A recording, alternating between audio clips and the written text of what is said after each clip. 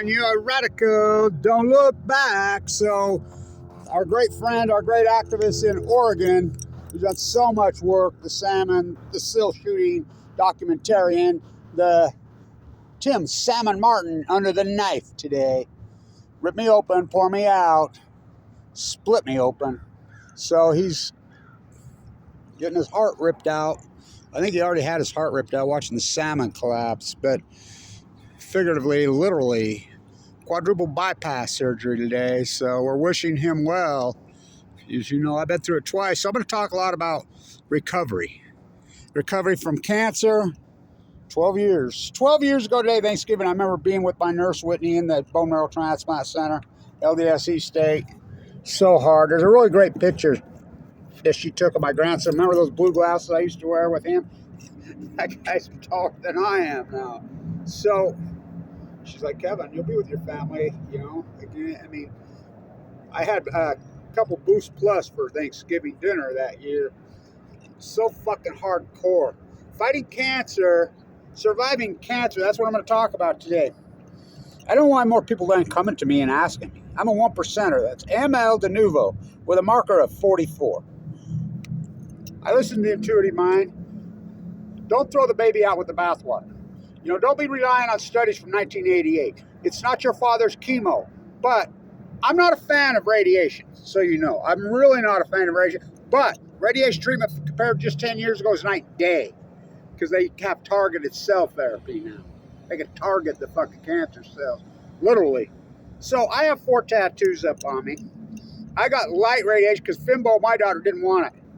But they're like, I was Dr. Thompson at LDSE State's very last, very light. I had very little.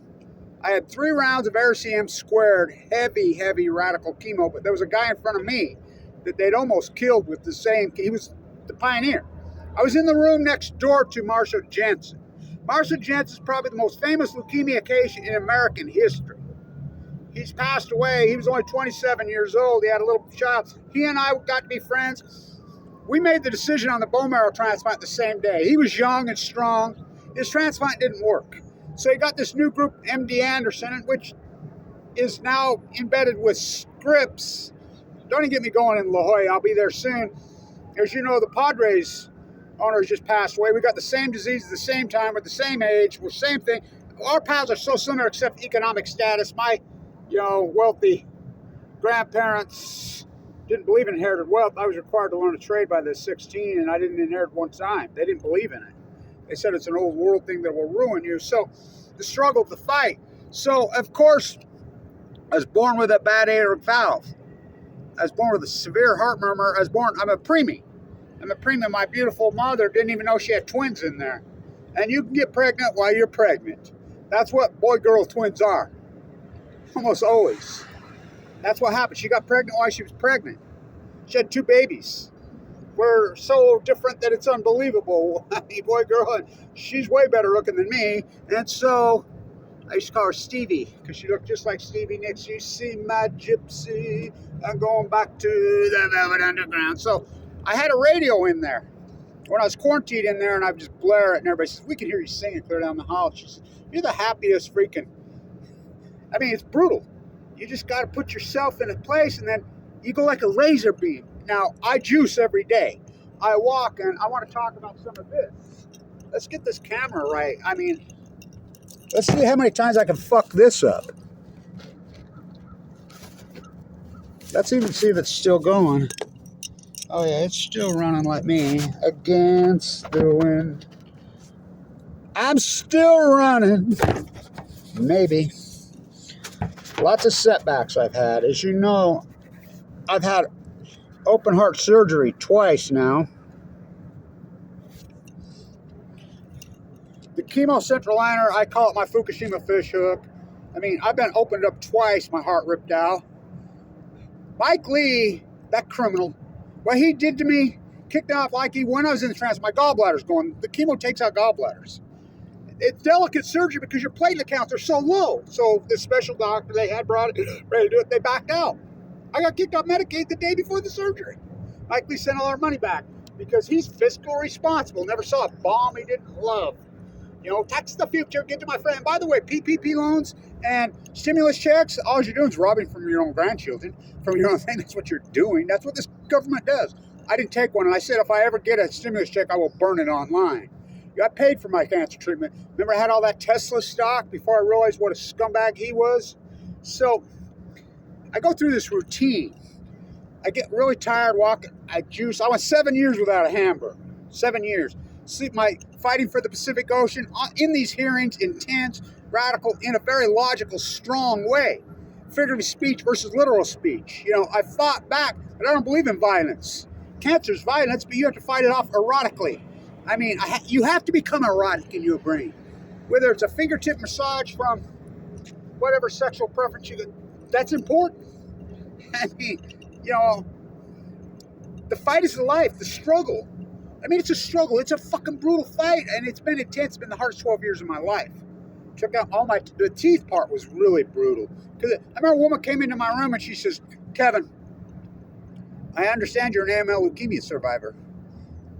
So far, you know, it's a long fight. And the 10-year mark's the mark you need to make. You know, you go back to, you know, the Padres owner, their grandson, he's beat it. I'm like, fuck, you don't beat it in 2 or 3 years.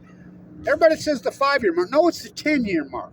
He likes to come back. Now, I didn't have a transplant, which was a radical choice back in those days. Now it's, a lot of people aren't having, depends on the mark or whatever. Now we're signing, and that was Fimbo Peterson's brilliant mind. Now, when I was getting sick 12 years ago in the summer, I felt a tickle in my stomach, and I was a beast. I was so physical. You know, the girl that I was hanging around with, that I was involved with, I told her I remember, and then, whoa, talk about erotic. And so anyway, it attacked me. Leukemia can present tumors. It wrapped around my lower bowel. And I went to the hospital, I had to call an ambulance. I mean, I had bowel movement puking up out of my mouth. That's how radical it was. I thought for sure that it was my appendix had ruptured, but it wasn't, and they calmed me down. I remember the doctor, Natalie, my neighbor, she's recently passed away. One of my radiologists, well, she was a radiologist, but she was one of my nurses at LDS State, and she's recently passed away. She's much younger than me, tragically. But anyway, she scanned me that night. The doctor obviously never read the scan. I was uninsured. You know, and I kept going back to the emergency room going, I mean, it's so much pain. It's just, I mean, it was wicked, 24/7. The pain would not go. I went to the Huntsman, which the LDS is the ones that named the luxury good to death. Huntsman Cancer Institute. I went there. They're still suing me to this day for a phone call for $1,200. They're rats. They're not going to save you. They're about the money, the luxury good of death. And that's not my word. That's what LDS State, you know, those guys call them. Fimbo Peterson, West Ham versus East State. So it's a brutal treatment. So, I mean, I'm going to die. I went from 170 to 130 so fast. My father died of this disease. My father was human lab rat in the Nevada test site. Is that where it passed through? Well, you got those neighbors of mine, the mega backhanded human trafficker, spraying a rig around my house all the time. It's heavy, Roundup 24/7. You know, I mean, look what I was up against.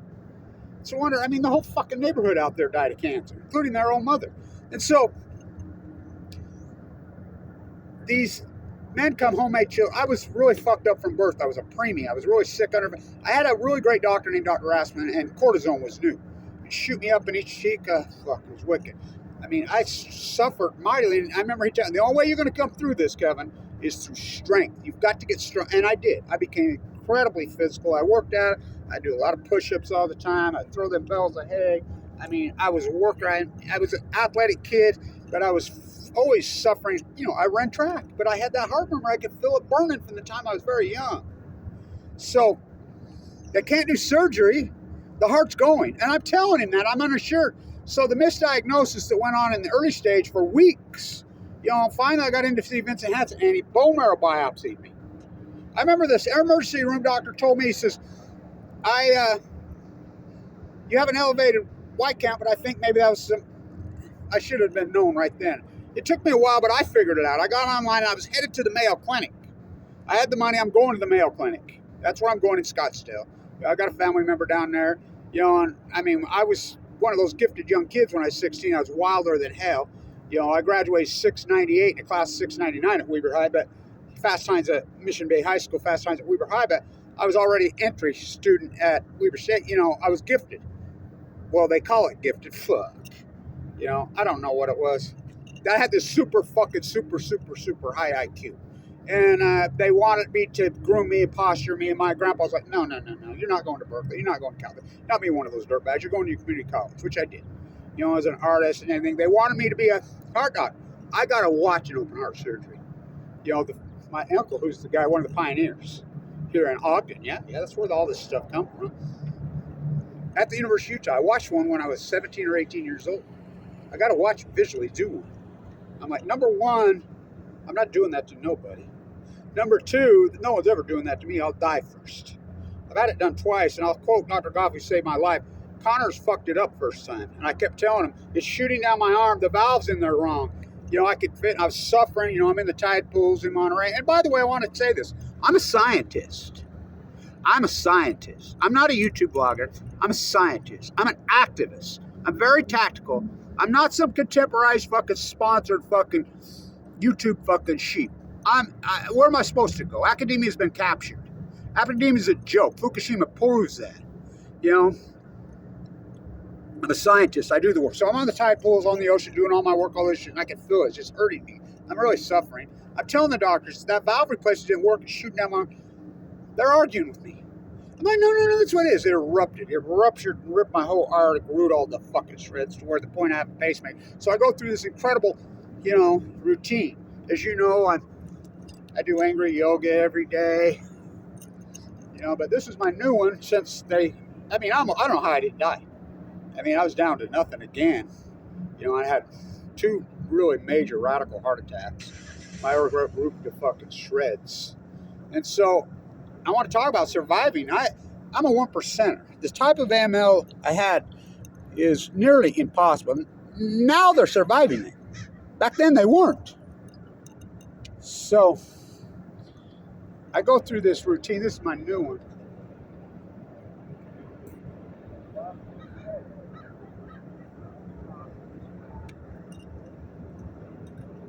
So I hope everybody knows, especially as you get older, about the balancing on one foot thing. If you don't know about that, you need to read up on it. It's a big deal. Your equilibrium means everything. It has to do with strength. And I developed the soup can flipping apparatus. Why I'm fighting? Because it's that dynamic of a fight. You can't throw the baby out with the bathwater. I went holistic. I juiced every day. I did everything. I walk. I couldn't even it's been an incredible path, but I used both. I used good doctor, back doctor. I listened to the good doctor. I listened to my intuitive mind.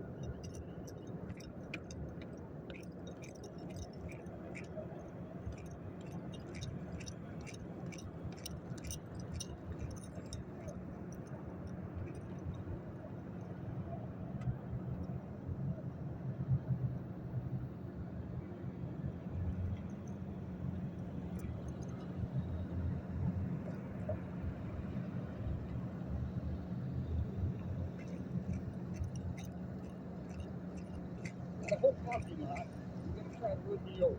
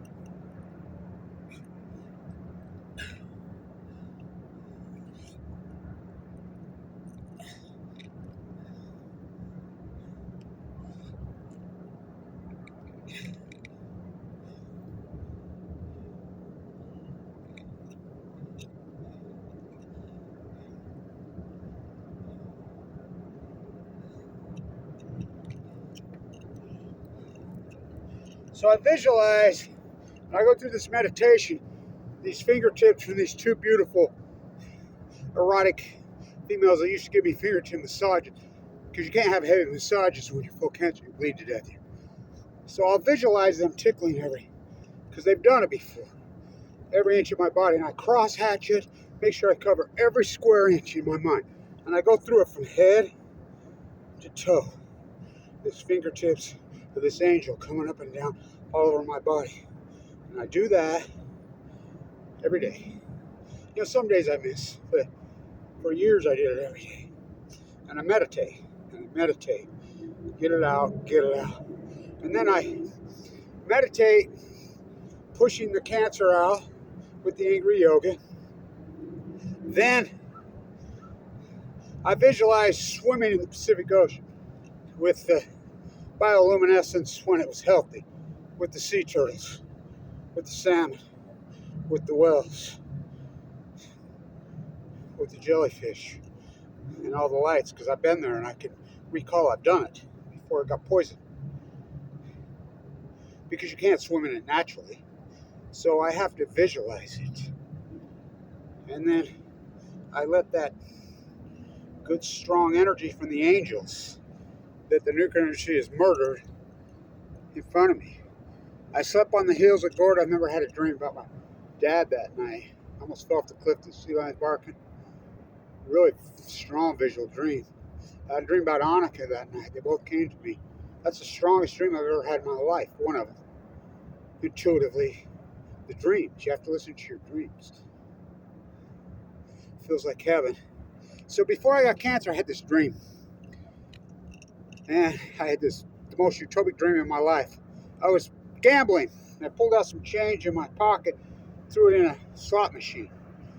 Just punched it, and it came up with a 12-12.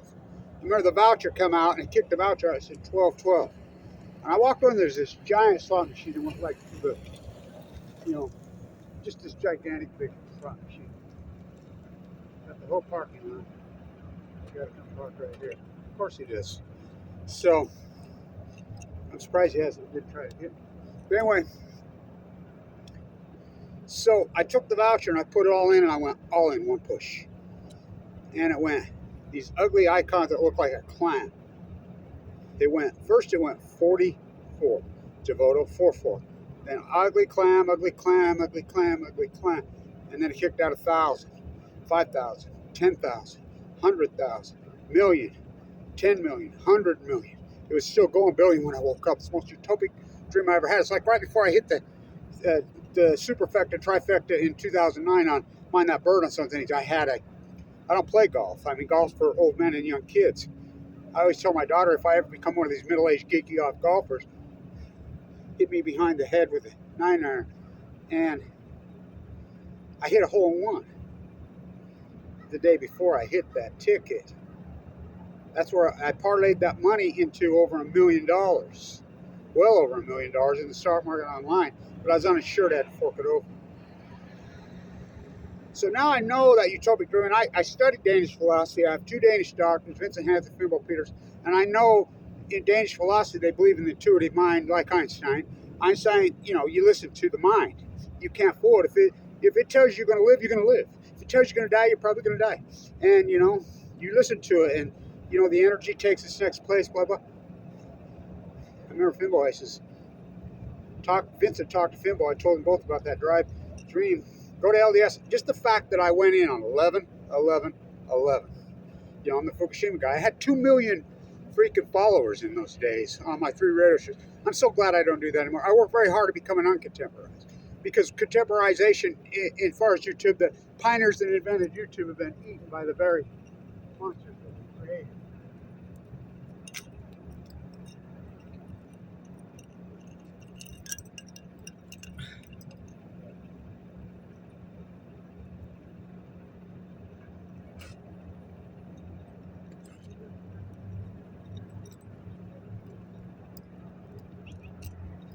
Very tactical. 311 on the Fukushima. It's like I'm the Fukushima scientist. My PhD is to prove what this nuclear triple meltdowns, which I knew was in the lies, its effect on the Pacific Ocean, its effect on the Western United States, its effect on the, which I have. I've proven it so perfectly, the salmon, the tide pools, my rants, my intensity, my freaking art form, because I know the visual genre is thousands of times stronger than the written word. I've always known that. I taught communications in the #1 school of business. I got railroaded for going after the nuclear industry. I predicted this.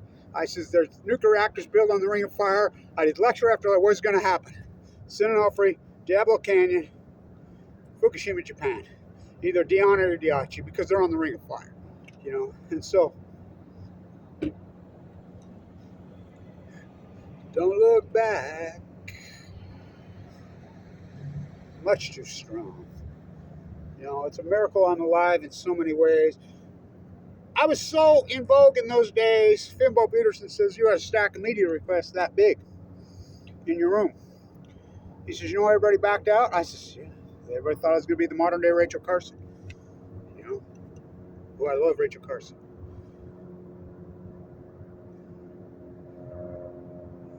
I didn't die. You got it. Everybody was sure I was going to die and martyr myself. I'm not martyr myself. I want to watch my grandchildren grow. I got work to do. I want to fucking finish this job and take down the nuclear industry. Which I have. New Scale, Blue Castle, San Onofre and Blue Castle. Bad timing for you when I got my cancer. So I listened to the intuitive mind. It's been really, really hard. Sleeping in a sleep bag, no money. It wiped me out. I went from being rich to poor in one day. I forked over every penny I had to get in. My cancer therapist inside LDS used to come in and say, my psychiatrist, she'd say, she's a doctor and psychiatrist, Dr. Mitchell, she's brilliant. She said, this has got to be so heartbreaking. They knew my path. They would watch it. The stock portfolio has gone to $1 million, $2 million, $10 million, $20 million, $100 million. My grandson, who's 12 now, who was born 2011, just figured it up, and he said, she'd be worth over $140 million today. Yeah. I would have never held it that long. It wasn't meant to be.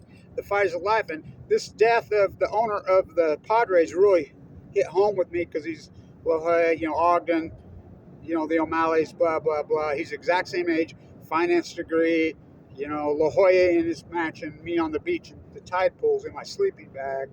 The fight is the life. It's a hell of a struggle. But don't throw the baby out with the bathwater. Use modern medicine. Use holistic. You can do both. You can do both. I did. I will quote Celeste. She's from Manhattan. She ran the clinic at LDSC for 26 years. Kevin. First, before I go on that, I want to say, I think about Carla. She's from Ogden. Kevin and Carla. She's so beautiful. She had the same thing as me. Kevin and Carla. She passed away, and Marshall Jensen passed away within days of each other. Of course, Nancy Peterson, all those beautiful people that were in there with me. Only the good die young, unless your name's Kissinger. So, she says, Kevin, come here. I would shoot videos in my room, and the high brass at LDS hated it. They didn't like it. Now there's a girl in my very exact same room there was just a couple years ago shooting videos, getting millions of views. Of course, I think she survived. That's the way you do it, man. We know being open about your cancer. We know freaking doing these things. Marshall did everything right. So did Carla. They did everything right. I call it the reverse lottery.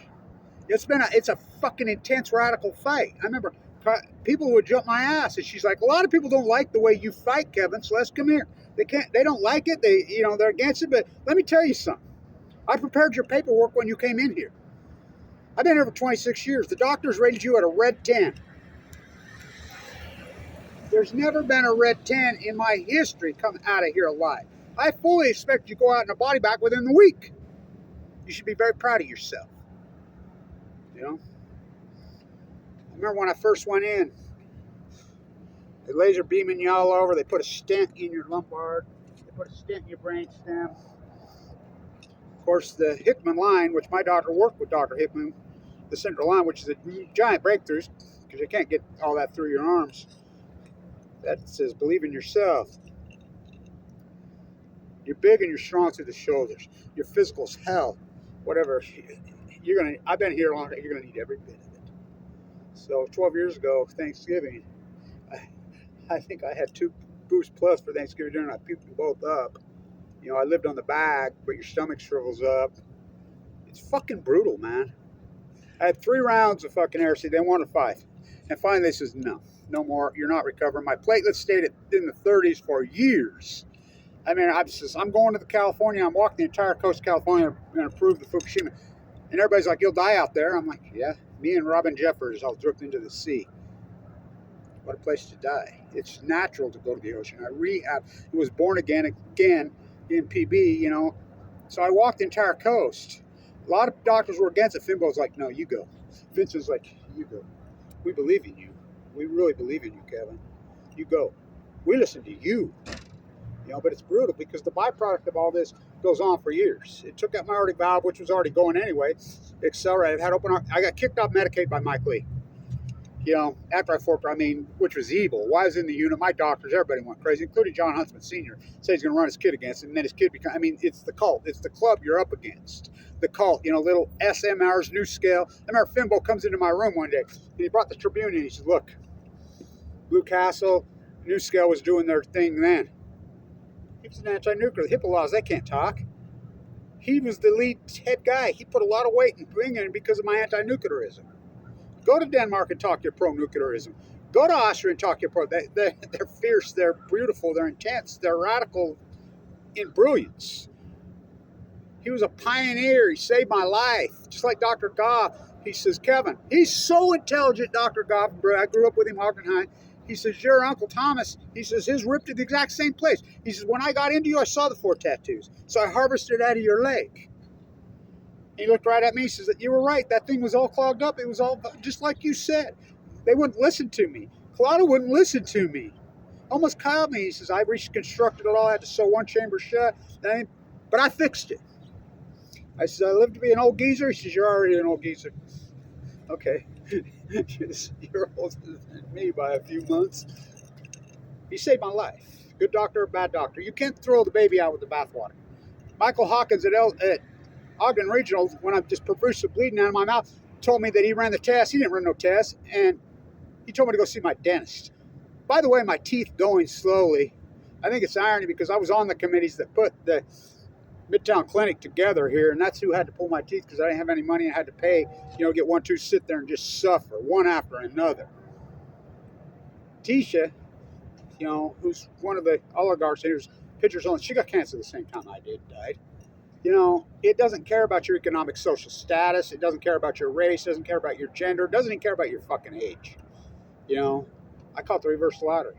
So hang in there, Tim Martin. You know, and the number one thing, how you survive, Kevin, everybody asks me.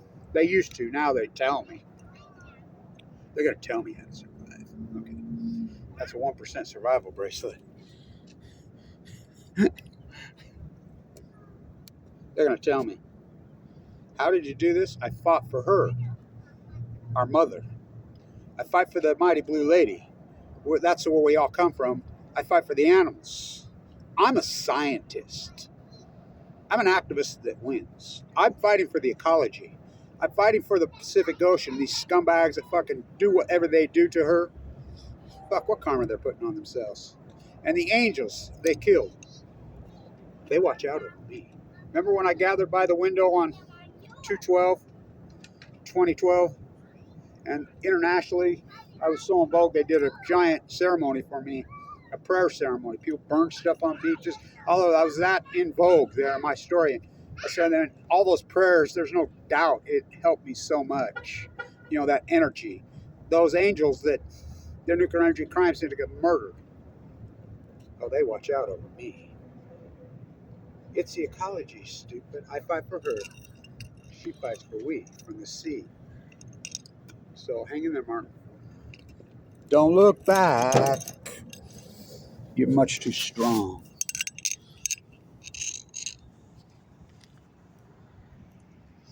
Hopefully you got it this time. Stay in tune.